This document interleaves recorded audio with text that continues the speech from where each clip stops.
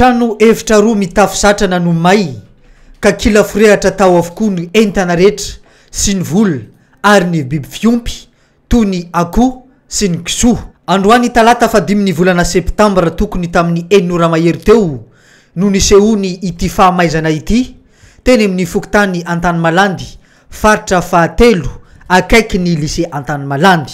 Somary mitokana kely ity efitrano ity ka tsy nisy ny olona nahita ny fiandohany ilay afo ka izany no antony namay kila firehatra ny entana rehetra tao anatiny.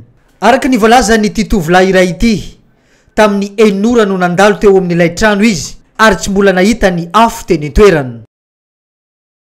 Zaka nandalo teto ireo njaky vadiny fa nisy famoilana kely zay de nandigny tady vadiny izy fa tsy nahita de amin'ina sasy zay mandalo hoe tsy nisy karaha ty. Izay mipody boka am'dinay tamy zay fa mahita santiry.